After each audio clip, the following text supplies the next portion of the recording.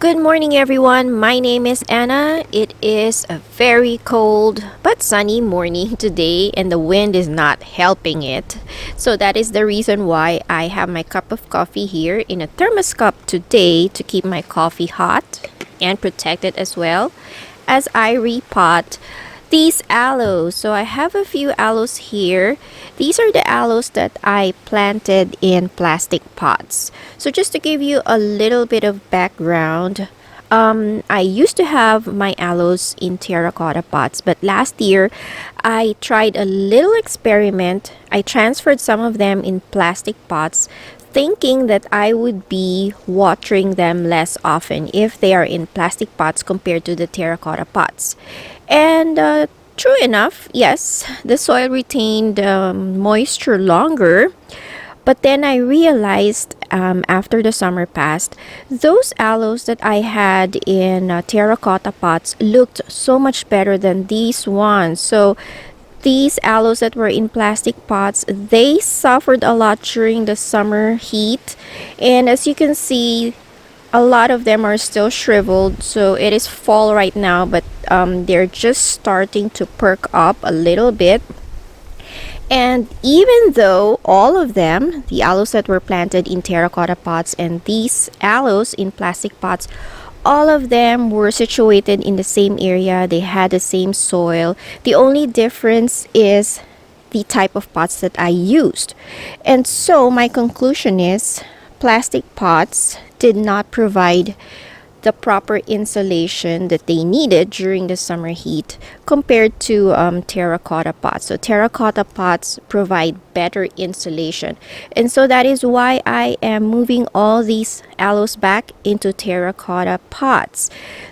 I am not saying that you cannot use plastic pots, but what I mean is just plastic pots don't work for my environment. I live in Las Vegas, which is part of the Mojave Desert, and we get extreme temperatures here. In the summer, it gets very hot, over 110 degrees Fahrenheit in the summer, and then in the winter, our temperature drops to freezing levels in the 20s, mid 20 degrees Fahrenheit.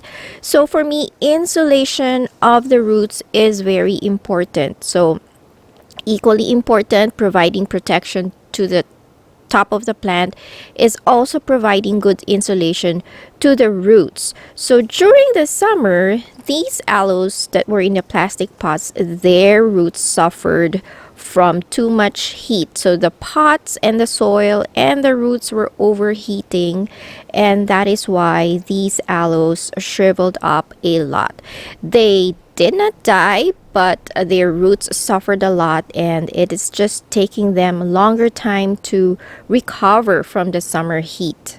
So let's get started with this repotting. I'm going to start with this aloe. This is Aloe Crimson Dragon. So this is a very pretty aloe. Colors are very striking. I feel bad that it became one of my test subjects.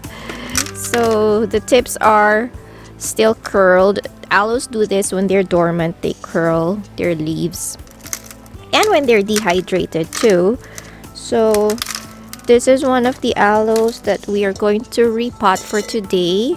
Like I said, I'm going to transfer it in a terracotta pot. That white thing, by the way, that I used to block the drainage hole, that is a used dryer sheet that I washed thoroughly just to make sure there's no more perfumes or harsh chemicals in it. But I usually use screen, but I ran out of screen, so that's what I use sometimes. Or sometimes you can even use paper napkins, the tough ones, the thick ones. Except with paper napkins, you cannot reuse them again. Not like if you use screen. Oh, I put too much soil in this one. Okay, so I'm not removing the soil anymore because this is my soil, so that is good soil. And the soil that I use, by the way, for aloes, this is a 50% organic and 50% inorganic material. When I make my soil, that is usually how I start, with a 50-50 ratio, and then I just add accordingly depending on what I am planting. So if I am planting cactus, I usually add more inorganic material to it. But for aloes, 50-50 is good.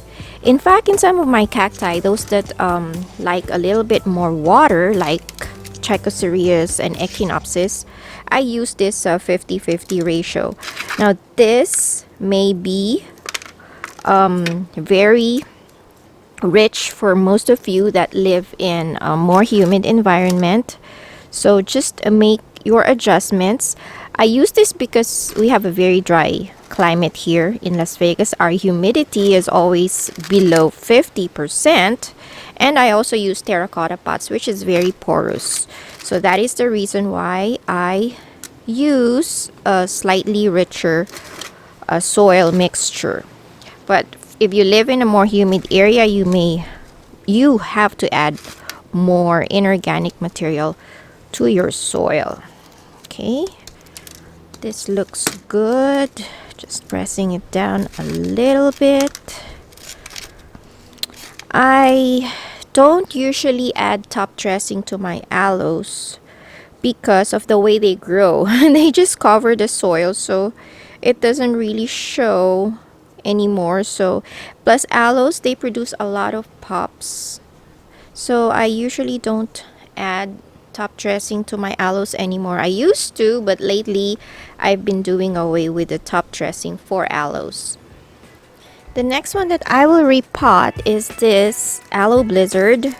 So this aloe, compared it to the Aloe Snowstorm. This one is Aloe Snowstorm to the right. So the Aloe Blizzard is more white than the Aloe Snowstorm. So we're going to do this Aloe Blizzard next. Okay, so for this one, it has a lot of dried leaves at the bottom. So when you repot, this is also the best time for you to do the cleaning up of the dried leaves. These are usually hard to take out when they're in the pot, so this is the perfect time to do this cleaning up.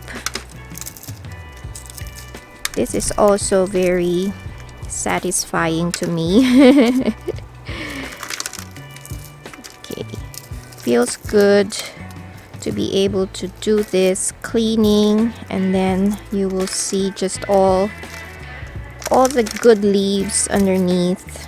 Okay, also check for pests. Check the roots for mealybugs. Okay, it looks good. Right, check underneath the leaves. Check the crevices. Usually they like to hide in there, the bugs, especially the mealybugs. So this is the best time to check your plants.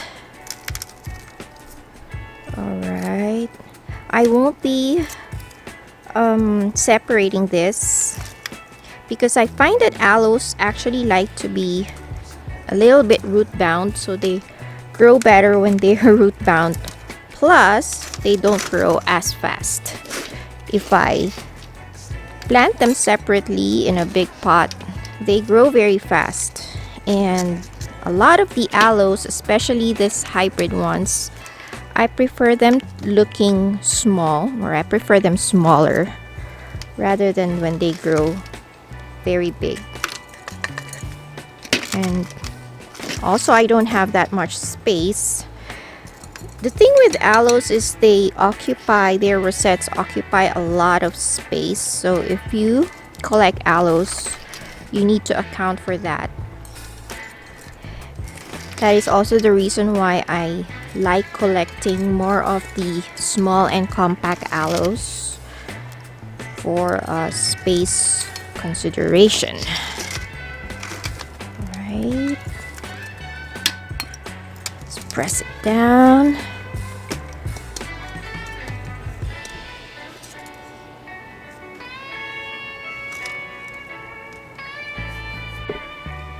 These next two aloes are the same. These are Aloe Key Lime. This one is the one that I had earlier, and then this is relatively new. This, if you watched my previous video, this is the Aloe Key Lime that suffered from aloe mites. If you don't know what aloe mites is, I will link the video up on this screen so you can watch when I discovered that this suffered from aloe mites. I treated it with a miticide. Aloe mites are very difficult to eradicate once it takes over your aloe collection. So usually a lot of people or a lot of growers would recommend you to toss your aloes once they get aloe mites.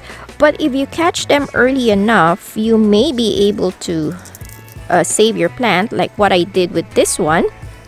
It has been almost a year, I think, if not a year, and so far I don't see any more signs of aloe mite damage. So I think I was able to save this one. For aloe mites, regular insecticides won't work. You have to use miticides to kill them. Usually it is very expensive if the aloe mites has already severely damaged your plant. It is very difficult and expensive to treat them, so the best way usually is just to, you know, discard your aloe. But for this one, I think fortunately I was able to save it. I did buy another one just in case this won't make it, so I bought another key lime. But I will be separating them. I won't be potting them in the same pot just in case this still has aloe mites, although I am confident that it has already healed, or it is already healed. I am going to cut this dry tips off. This is just for aesthetics. You don't have to do this. Okay, but I like just to see the good leaves, so I will cut the dried tips off. This next one I have here is the Aloe Snowstorm. For this one, I'm going to use a bigger terracotta pot because this has more rosettes in it. So this Aloe Snowstorm, I keep this in my garage this winter time. Oops, because I don't like the stressed color of this Aloe Snowstorm. Oh, look, so see, I also use screen. I used screen before, and good thing about this is I can recycle this. Okay, so as I was saying, I'm going to use a bigger pot for this.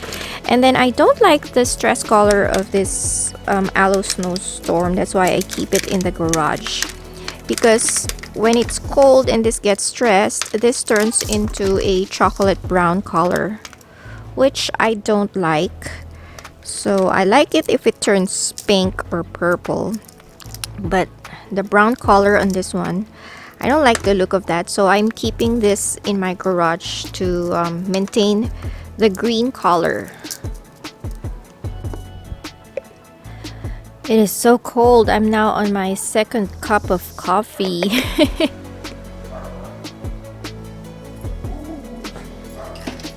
In terms of care for this aloe, aloes can actually grow all year round as long as the condition is right for them.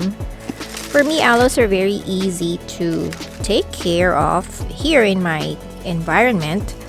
So as long as I'm able to protect them from direct sunlight during the summer, especially this small hybrid aloes, you would want to protect them from getting too much direct sunlight because they can burn.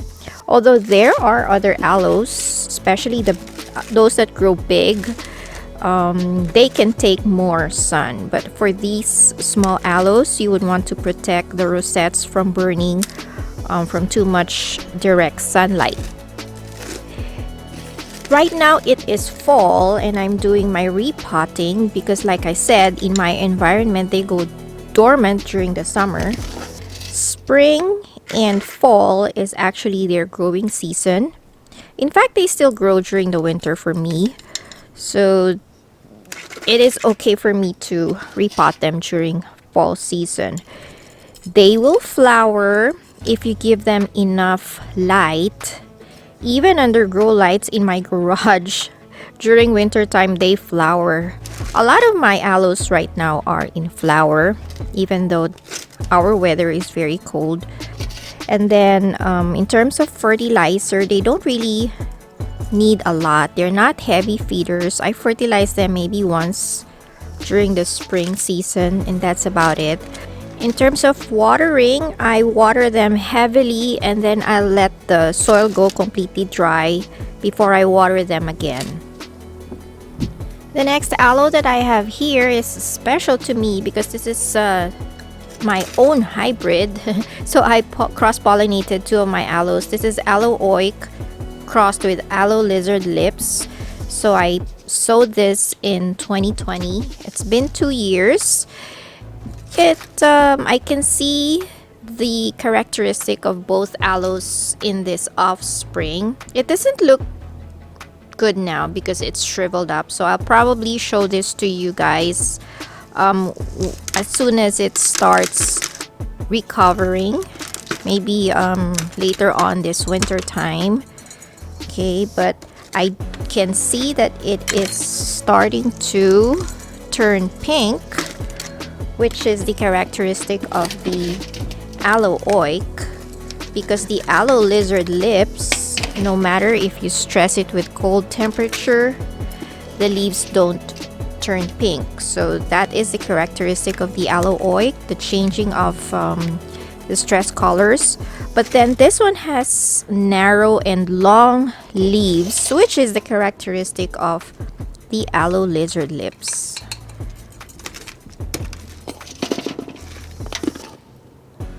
If you haven't seen that video when I did the cross-pollination and sowing of these aloe seeds, I will put the link on the playlist up on this screen and also below this video. This last one that I'm going to repot was given to me by a subscriber friend who used to live here in Vegas. Pinky, if you're watching, here is that plant that you gave me. I thought this was an aloe. I did not see the label right away because it was stuck deep in the pot.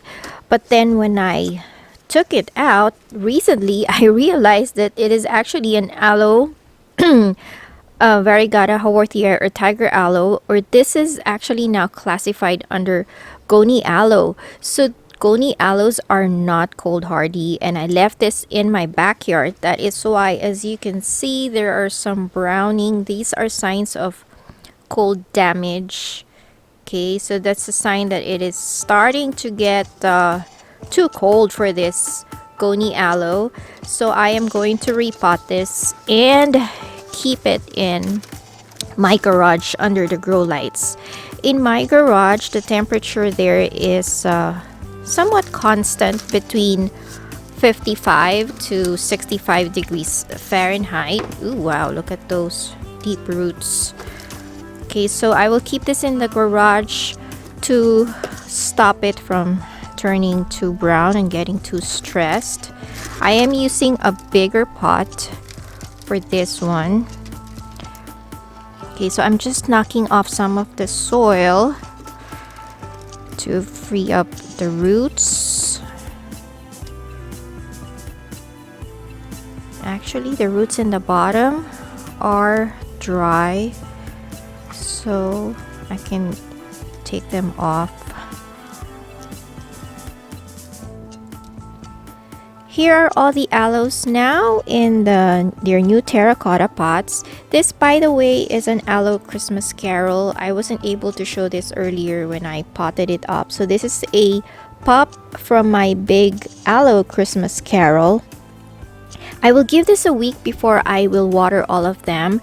The soil that I use is damp, a little bit damp. So I'll give it a week before I will introduce water into them. It's a good practice for you not to be watering your plants as soon as you repot them, just to give the roots time to heal.